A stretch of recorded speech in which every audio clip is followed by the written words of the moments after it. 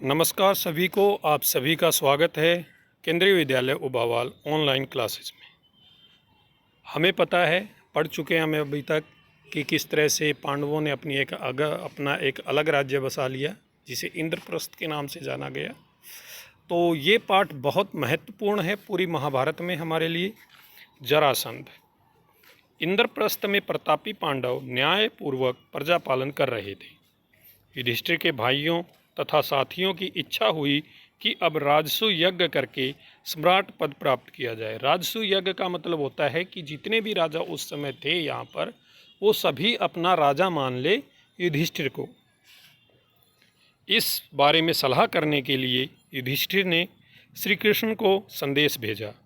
जब श्री कृष्ण को मालूम हुआ कि युधिष्ठिर उनसे मिलना चाहते हैं, तो तत्काल ही वह द्वारका से चल पड़े और इंद्रप्रस्थ पहुँचे। तत्काल मतलब उसी समय।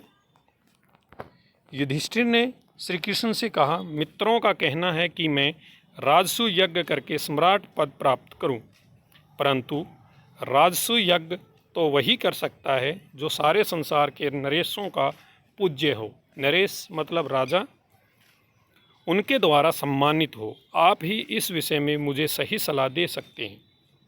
युधिष्ठिर की बात शांति के साथ सुनकर श्री कृष्ण बोले, मगध देश के राजा जरासंध ने सब राजाओं को जीतकर उन्हें अपने अधीन कर रखा है। सभी उसका लोहा मान चुके हैं और उसके नाम से डरते हैं।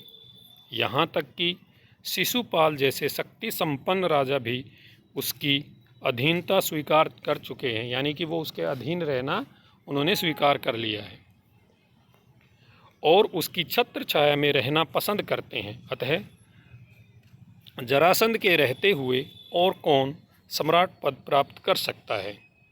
जब महाराज उग्रसेन का नासमझ बेटा कंस जरासंध की बेटी से ब्याह करके उसका साथी बन गया था, इस चीज़ को आप थोड़ा अंडरलाइन भी कर लें कि जो कंस जो उसका मामा था, उसने किससे शादी की थी। उग्रसेन जो है वो कंस के मामा का नाम था, और इसको आप याद रखेंगे। तब मैंने और मेरे बंधुओं ने जरासंध के विरुद्ध युद्ध किया।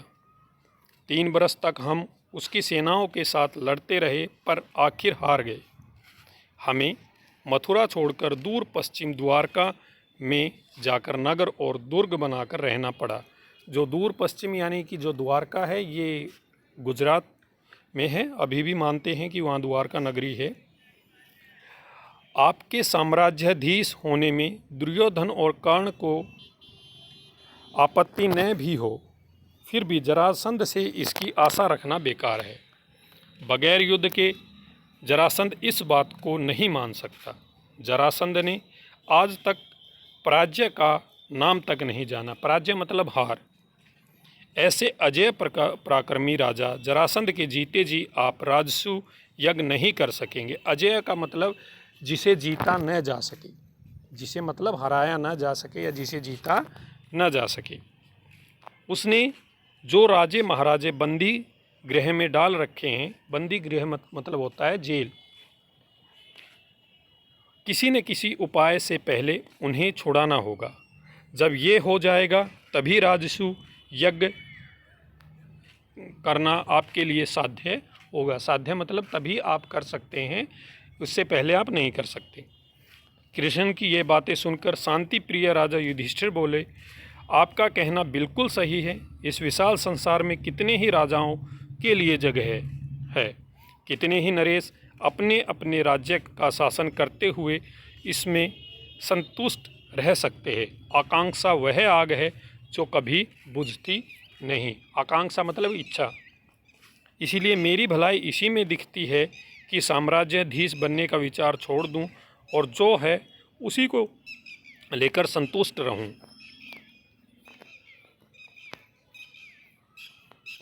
युधिष्ठिर की विनयशीलता भीमसेन को अच्छी न लगी।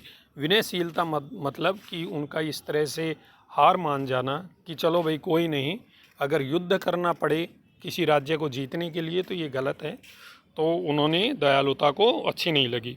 उसने कहा, श्री कृष्ण की नीति कुशलता, मेरा शारीरिक बल और अर्जुन का शौर्य एक साथ मिल जाने पर कौन सा ऐसा काम है जो हम नहीं कर सकते। यदि हम तीनों एक साथ चल पड़ें तो जरासंध की शक्ति को चूर करके ही लौटेंगे। आप इस बात की शंका न करें, मतलब इस बात पर आप संदेह न करें। यह सुनकर श्री कृष्ण ने कहा, यदि भीम और अर्जुन सहमत हो तो हम तीनों एक साथ जाकर उस अन्यायी के जेल में पड़े हुए निर्दोष राजाओं को छुड़ा सकेंगे। परंतु युधिष्ठिर को यह बात न जची। उसने कहा, मैं तो कहूँगा कि जिस कार्य में प्राणों पर बन आने की संभावना हो उसके विचार तक को छोड़ देना ही अच्छा होगा। यानी कि अगर आप शांति प्रिय ढंग से अपना जीवन जी सकते हैं तो इस तरह की महत्वाकांक्षा यानी इच्छा अपने मन में नहीं लानी चाहिए। यह सुनकर वीर अर्जुन बोल उठा, यदि हम यशस्वी भरतवंश की संतान होकर भी कोई साहस का काम न करें, जिनके नाम पर भारत का नाम पड़ा भरत थे, कहते हैं कि उसकी संतान होकर भी अगर हम साहस का काम न करें तो धिक्कार है हमें और हमारे जीवन को। जिस काम को करने की हम में सामर्थ्य है, सामर्थ्य मतलब कि हमारे अंदर ये बल है कि हम उसको कर सकते हैं, शक्ति है, भाई युधिष्ठिर क्यों समझते हैं कि हम न कर सकेंगे। श्री कृष्ण अर्जुन की इन बातों से मुग्ध हो गए, यानी कि वो एकदम से खुश हो गए। धन्य हो अर्जुन, कुंती के लाल अर्जुन से मुझे यही आशा थी। जब जरासंध के साथ युद्ध करने का निश्चय हो गया तो श्री कृष्ण और पांडवों ने अपनी योजना बनाई। श्री कृष्ण, भीमसेन और अर्जुन ने वक्ल पहन लिए। वक्ल मतलब होता है जो पेड़ पौधों से जो बनाए हुए जो वस्त्र होते हैं जो ऋषि मुनि पहनते थे। हाथ में कुशा ले ली और व्रती लोगों का सा वेश धारण करके मगध देश के लिए रवाना हो गए। व्रती मतलब होता है जो लोग ऋषि मुनियों जैसा, उन्होंने कुशा मतलब घास होती है कि हम तो वही ऋषि मुनि हैं, हम राजा तो हैं नहीं, हम तो ऋषि मुनि हैं और इसी तरह विचरण कर रहे हैं संसार में। राह में सुंदर नगरों तथा गांवों को पार करते हुए वे तीनों जरासंध की राजधानी में पहुँचे। जरासंध ने कुलीन अतिथि समझकर उनका बड़े आदर के साथ स्वागत किया। जरासंध के स्वागत का भीम और अर्जुन ने कोई जवाब नहीं दिया। वे दोनों मौन रहे। मौन मतलब चुप रहे। इस पर श्री कृष्ण बोले, मेरे दोनों साथियों ने मौन व्रत धारण किया हुआ है। मौन व्रत मतलब होता है उपवास। व्रत मतलब उपवास, यानी कि फास्ट है इनका, और ये बोलेंगे नहीं। मौन मतलब चुप रहने का उन्होंने उपवास किया है। इस कारण अभी नहीं बोलेंगे, आधी रात के बाद जब व्रत खुलने पर बातचीत करेंगे। जरासंध ने इस बात पर विश्वास कर लिया और तीनों मेहमानों को यज्ञशाला में ठहराकर महल में चला गया। कोई भी ब्राह्मण अतिथि जरासंध के यहाँ आता तो उनकी इच्छा तथा सुविधा के अनुसार बातें करना व उनका सत्कार करना जरासंध का नियम था। इसके अनुसार आधी रात के बाद जरासंध अतिथियों से मिलने गया, लेकिन अतिथियों के रंग ढंग देखकर मगध नरेश के मन में कुछ आशंका हुई। राजा जरासंध ने कड़क कर पूछा, सच सच बताओ, तुम लोग कौन हो? ब्राह्मण तो नहीं दिखाई देते। इस पर तीनों ने सही हाल बता दिया और कहा, हम तुम्हारे शत्रु हैं, तुमसे अभी द्वंद्व युद्ध करना चाहते। द्वंद्व युद्ध का मतलब होता है जो जब समान बल वाले दो लोग आपस में युद्ध करते थे। हम तीनों में से किसी एक से, जिससे तुम्हारी इच्छा हो, लड़ सकते हो। हम सभी के लिए तैयार हैं, यानी कि आपको जो आपके बराबर लगे आप उससे युद्ध कर सकते हो। तभी भीमसेन और जरासंध में कुश्ती शुरू हो गई। दोनों वीर एक दूसरे को पकड़ते, मारते उठाते हुए लड़ने लगे।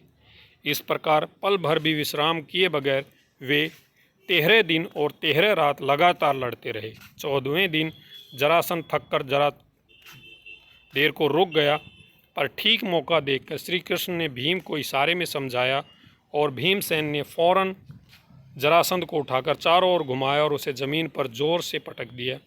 इस प्रकार अजय जरासंध का अंत हो गया। श्री कृष्ण और दोनों पांडवों ने उन सब राजाओं को छुड़ा लिया जिनको जरासंध ने बंदी गृह में डाल रखा था। जरासंध के पुत्र सहदेव, को मगध की राजगद्दी पर बैठाकर इंद्रप्रस्थ लौट आए। उसके बाद पांडवों ने विजय यात्रा की और सारे देश को महाराज युधिष्ठिर की अधीनता में ले आए। जरासंध के वध के बाद पांडवों ने राजसूय यज्ञ किया, जिसमें समस्त भारत के राजा आए हुए थे। सब अभ्यागत नरेशों का सत्कार करने की बारी आए तो प्रश्न उठा कि अग्र पूजा किसकी हो। अग्र का मतलब होता है कि सबसे पहले पूजा किसकी हो। इस चीज़ को आप ध्यान रखेंगे, अग्र पूजा किसकी हो सबसे पहले। सम्राट युधिष्ठिर ने इस बारे में पितामह भीष्म से सलाह ली। वृद्ध भीष्म ने कहा कि द्वारकाधीश श्री कृष्ण की पूजा पहले की जाए।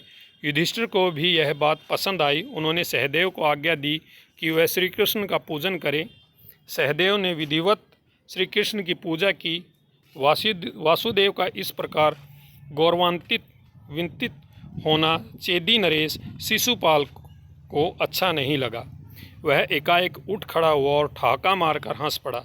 सारी सभा की दृष्टि जब शिशुपाल की ओर गई तो वह ऊंचे स्वर में व्यंग से बोला। व्यंग मतलब कटाक्ष करते हुए बोला, यह अन्याय की बात है कि एक मामूली से व्यक्ति को इस प्रकार गौरवान्वित विंतित किया जाता है। मामूली यानी कि किसी को इतना एकदम से मामूली व्यक्ति को इतना सम्मान देना, ये तो अन्याय की बात है। युधिष्ठिर को यो आड़े हाथों लेने के बाद शिशुपाल सभा में उपस्थित राजाओं की ओर देखकर बोला, उपस्थित राजागण, जिस दुरात्मा ने कुचक्र रचकर वीर जरासंध को मरवा डाला, उसी की युधिष्ठिर ने अग्र पूजा की। इसके बाद उसे हम धर्मात्मा कैसे कह सकते हैं? उसमें हमारा विश्वास नहीं रहा। इस तरह शब्द बाणों की बौछार कर चुकने के बाद युधिष्ठिर दूसरे कुछ राजाओं को साथ लेकर सभा से निकल गया। राजा धीराज युधिष्ठिर नाराज हुए राजाओं के पीछे दौड़े गए और अनुनय विनय करके उन्हें समझाने लगे। युधिष्ठिर के बहुत समझाने पर भी शिशुपाल नहीं माना। उसका हठ और घमंड बढ़ता गया। अंत में शिशुपाल और श्री कृष्ण में युद्ध छिड़ गया, जिसमें शिशुपाल मारा गया। राजसूय यज्ञ संपूर्ण हुआ और राजा युधिष्ठिर को राजाधिराज की पदवी प्राप्त हो गई। और यहीं से फिर शुरुआत होगी कि महाभारत का युद्ध की जो पटकथा है वो यहीं से लिखनी शुरू होगी आगे वाले भागों में। तो आप सभी आगे वाले आने वाले भागों में पढ़ेंगे कि किस प्रकार से जो महाभारत का युद्ध था वो रचा गया था। धन्यवाद। आपका दिन शुभ रहे।